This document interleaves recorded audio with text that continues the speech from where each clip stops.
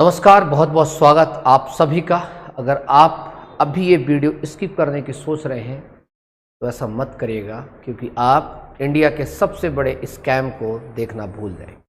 और अगर ऐसा करते हैं, वीडियो स्किप करते हैं, तो आप ये भूल जाएंगे कि आपके साथ, आपके घर के साथ आसपास कहीं कोई फर्जी डॉक्टर तो नहीं, जिन्हें स्कूलों में अपने बच्चों को भेजते हैं कहीं फर्जी टीचर तो नहीं, कहीं आसपास आपके पुलिस थानों में पदस्थ कहीं फर्जी थानेदार हो वही तो नहीं। याद रखिएगा, बहुत बड़ा स्कैम।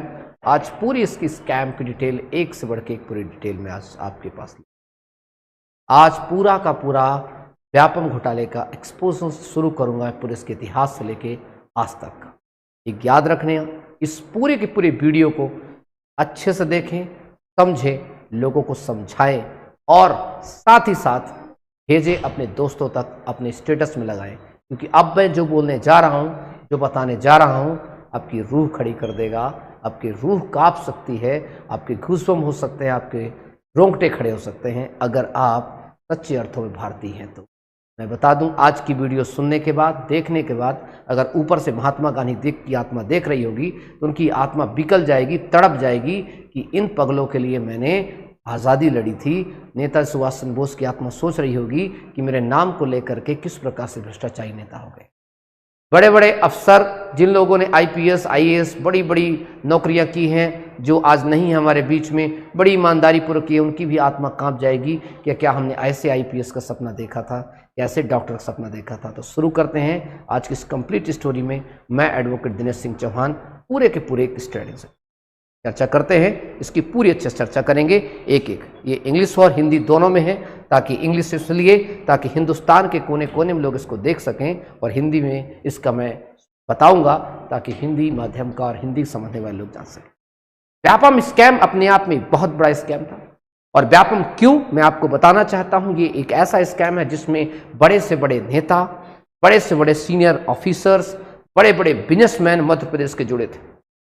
इंदौर बेंच में जब एक केस जाता है, हाई कोर्ट की बात है इंडिया में, तब जाकर जब पहुंचते हैं तो हमारे मध्य प्रदेश में एक रिक्रूटमेंट बोर्ड है जिसे कहते हैं MPPEB, Madhya Pradesh professional examination board, और मेडिकल काउंसिल ऑफ इंडिया जिसे कहते हैं MCI, और इनके खिलाफ केस लगता है जिसे कहते हैं PIL, पब्लिक इंटरेस्ट लिटिगेशन।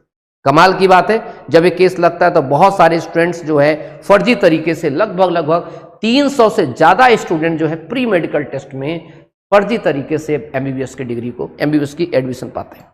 आगे जब चलता केस, जब ये केस लगता है, जो कंप्लेंट्स आती है इरेगुलरिटीज की और प्री मेडिकल टेस्ट में, वहां से शुरू होता है व्यापम घोटाले की कहानी। 2009 की बात है, ये आता है खबर में, लेकिन वो खबर दब जाती है। लेकिन जब आता है 2013 का साल, तो एक बड़ा सा नाम यहां पर निकल के आता है, बड़े बड़े पॉलिटिशियन का नाम निकल के आता है, और इनमें से एक नाम है, एक रैकेट नाम होता है डॉक्टर जगदीश। डॉक्टर जगदीश एक ऐसा नाम जो अरेस्ट किया जाता है, और आगे चल करके ये बहुत सारे और लोगों के बारे में बताता है, और उसमें एक बहुत बड़ा एक मंत्री जो ex education minister Madhya Pradesh, जिसका नाम था Laxmikant Sharma. Laxmikant Sharma ex education minister, इसका मतलब खुद एजुकेशन मिनिस्टर इस पूरे के पूरे स्कैम में इन्वॉल्व था। MPPEB के एग्जाम कंट्रोलर जिसका नाम था पंकज त्रिपाठी, अर्थात Madhya Pradesh professional examination board का जो एग्जाम कंट्रोलर पंकज त्रिपाठी, खुद इसमें इन्वॉल्व होता है। इसके अलावा जो होता है MPPS का सिस्टम एनालिस्ट, जिसकी सैलरी 1.5 लाख रुपए पर मंथली होती है, नितिन महेंद्र होता है, अजय सेन होते हैं, और स्टेट PMT एग्जामिनेशन जो इंचार्ज है उस व्यक्ति का नाम था CK मिश्रा, और इस प्रकार से पूरा का पूरा ये गैंग बॉस होता है। आगे चल के धीरे धीरे जब रिपोर्ट शुरू होती है, बड़े बड़े स्कैम और सामने आने लगते हैं। जब और ज्यादा इसमें पता चलता है तो हमें पता चलता है बस ऐसा ही नहीं, बल्कि और भी चीजें की गई हैं, और इसमें enforcement directorate prevention of money laundering act है, PMLA के तहत भी कुछ कोर्स आते हैं। इन्वेस्टिगेशन चलती है, 2014 में जब इन्वेस्टिगेशन पहुंचती है तो और भी देखते हैं कि लगभग 720 पेरेंट्स भी पकड़े जाते हैं लक्ष्मीकांत शर्मा और अदर ऑफिसर्स के साथ, बाकी जो मिली भगत में। अब जो 720 लोग पकड़े जाते हैं, उसके बाद स्कैम का खुलासा इतना ज्यादा होता है कि स्कैम पूरा पूरा एक्सपोज हो चुका होता है।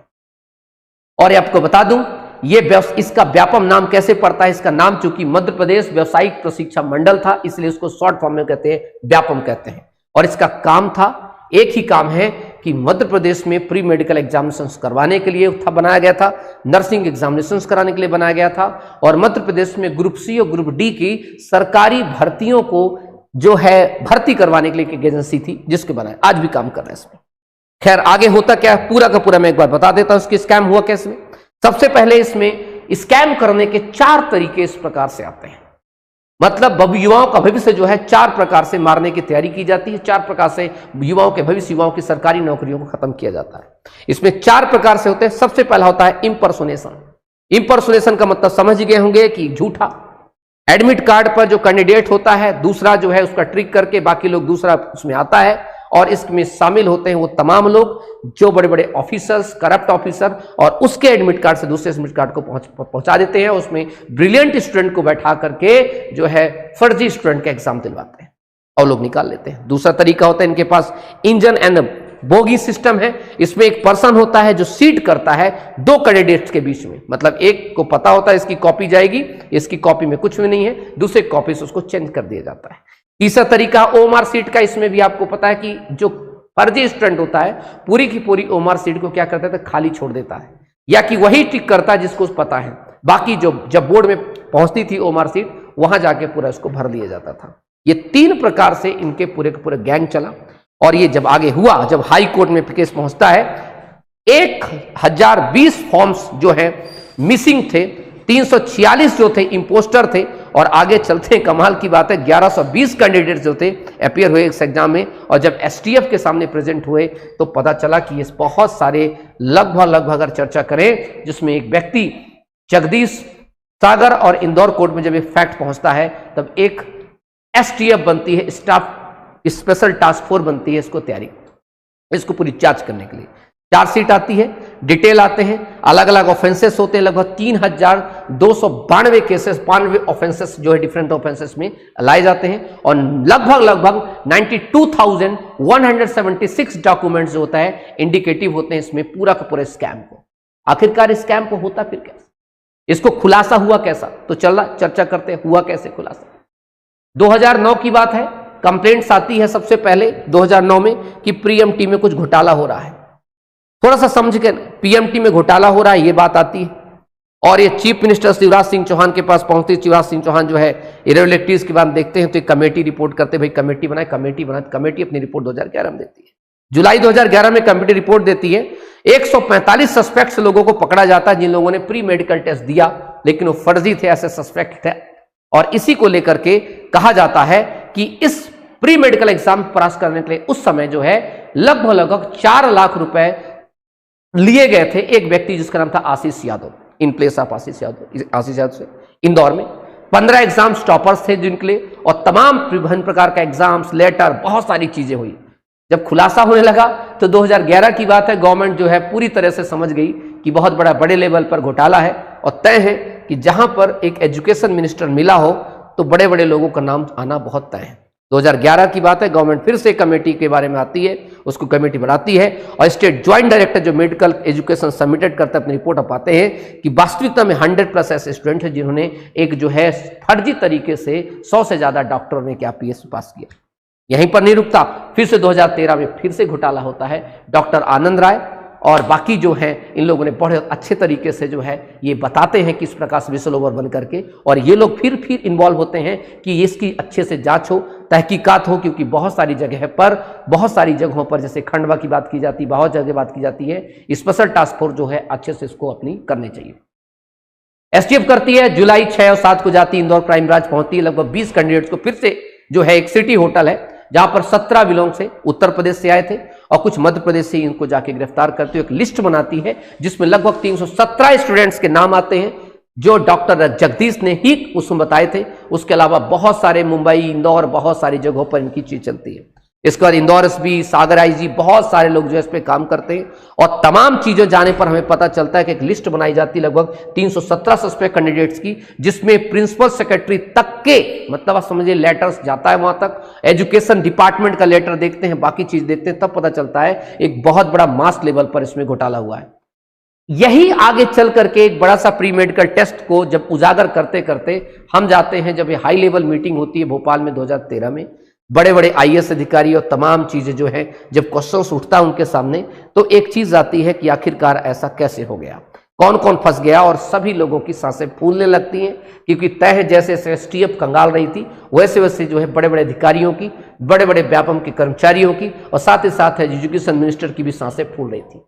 उसी समय देखा जाता है दिसंबर 2013 में स्पेशल टास्क फोर्स इन्वेस्टिगेशन करती है पीएमटी स्कैम का, और लगभग 34 एक्यूज पाती है, और 23,000 पेजेस का लगभग इंदौर डिस्ट्रिक्ट कोर्ट में एक जाकर के एक्यूज का चार्जशीट पेश होती है, जिसमें लगभग 30 स्टूडेंट्स थे और उसके गार्जियन थे, और इसके अलावा डॉक्टर संजीव है, पंकज त्रिवेदी है, यही जो तमाम लोग पकड़े जाते हैं। एसटीएफ और आगे करती है, अप्रैल 2014 की बात है, 27 स्टूडेंट और जो है महात्मा गांधी के जो मेडिकल कॉलेज है यहां के पहुंचते हैं, ये भी पहुंचते हैं, इनको ही पता चलता है कि ये लोग भी, इनमें से बहुत सारे लोग फर्जी लोग, और फिर से कैंडिडेट्स की लिस्ट बनती है, जो लगभग 286 कैंडिडेट्स जो थे जिन्होंने पीएमटी क्लियर किया था, एक्चुअली वो फ्रॉडमेंट तरीके से किया था, ये आइडेंटिफाई करती है एसटीएफ। फिर से 1 साल के बाद आता है, ये अप्रैल था, मई जून में फिर से आते फिर से करती, फिर से प्री मेडिकल टेस्ट।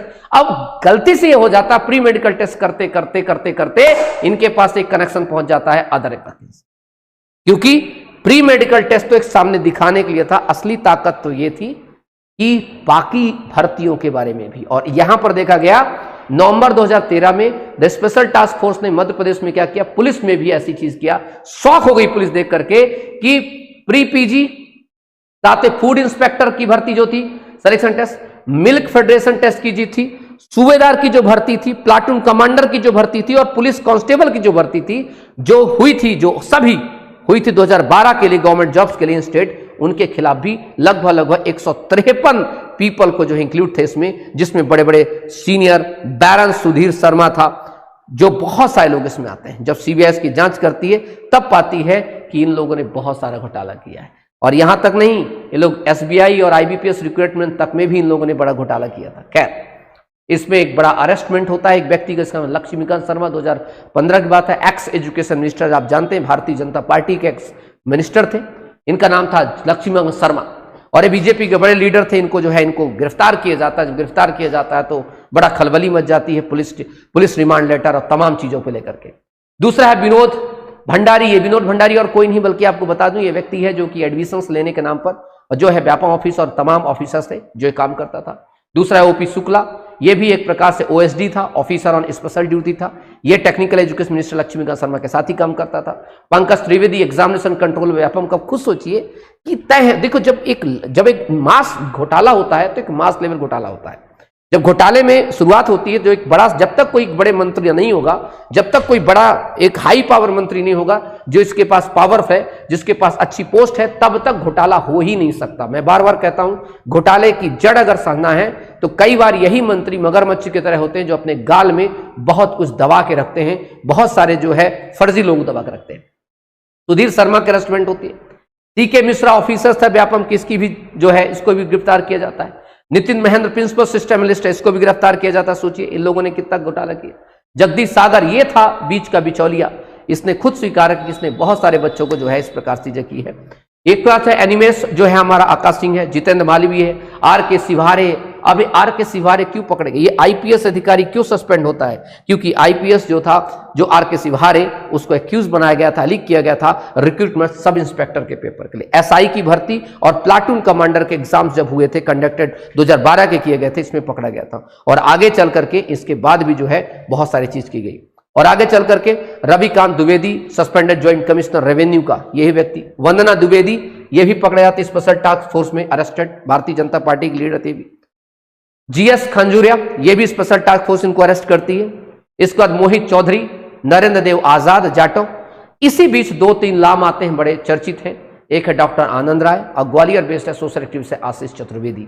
ये दोनों का नाम आता है। इन दोनों के ऊपर बड़ी कार्रवाई की गई। कार्रवाई करने का मतलब यह है कि सरकार ने पूरी तरह से इनको प्रताड़ित किया। जिस व्यक्ति की सैलरी मंथली हो 34-35 हजार, उसको सुरक्षा के नाम पर पुलिस दी गई और पुलिस की बोला गया कि अगर आपको सुरक्षा चाहिए तो 50,000 रुपए मंथली आपको सरकार को पे करना पड़ेगा। सोचिए इनकी कैसी हालत हुई होगी।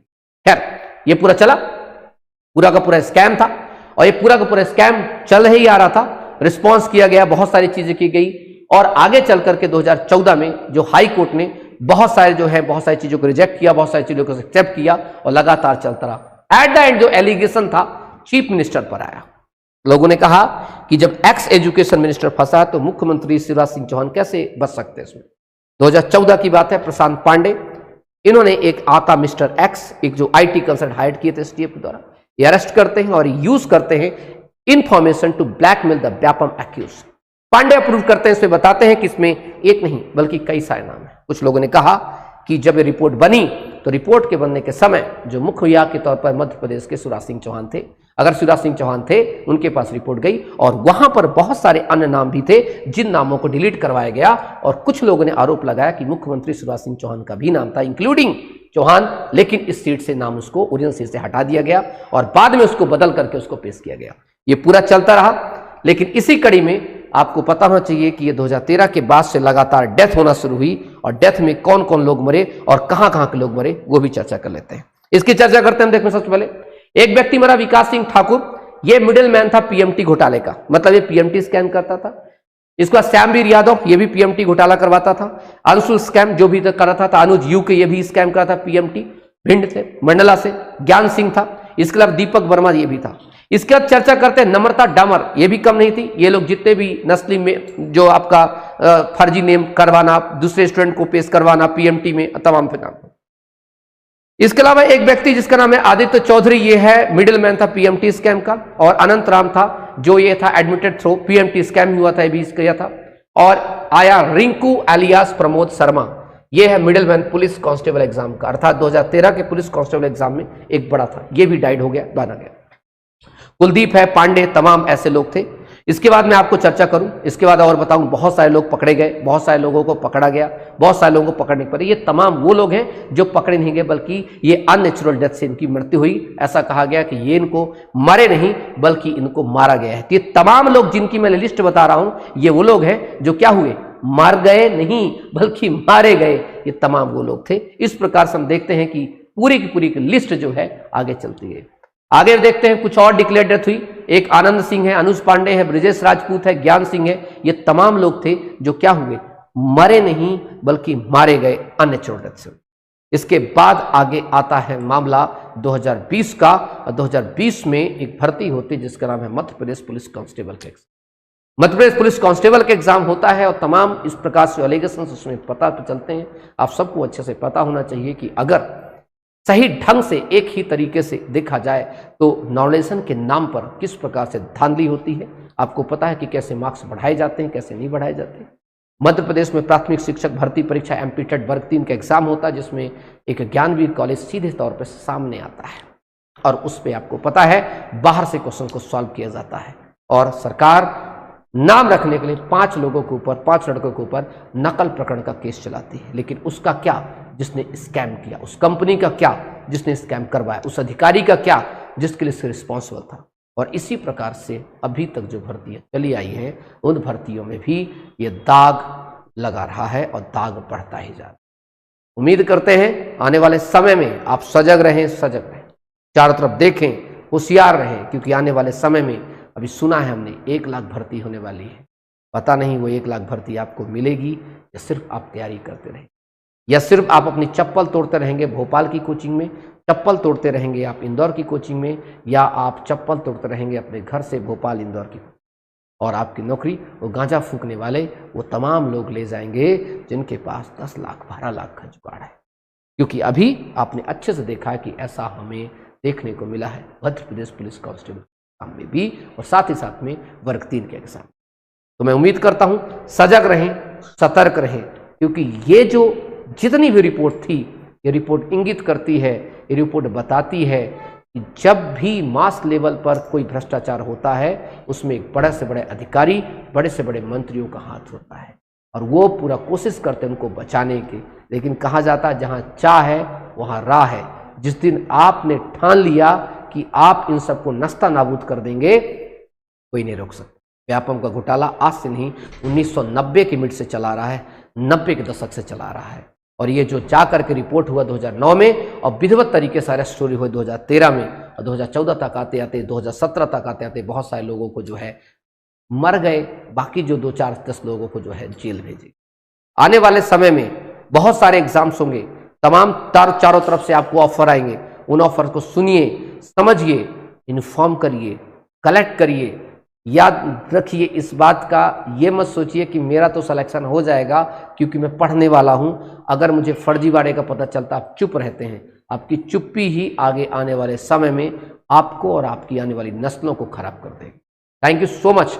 आप सभी लोग अपना ध्यान रखिए। आज की खास रिपोर्ट में लेकर के आया था सिर्फ ये बताने के लिए कि मध्य प्रदेश में कितना और किस व्यास लेवल पर, किस मास लेवल पर एक स्कैम होता है और उसको जनता भूल जाती है। मैं चाहता था कि जनता ना भूले, आज भी युवा उस चीज़ को याद रखे कि आखिरकार 2013 में हुआ क्या था। इसलिए आज 10 साल बाद मैं उस बात को फिर से आपके सामने लाया, क्योंकि वो चीज़ कहानी कहीं ना कहीं चल रही है।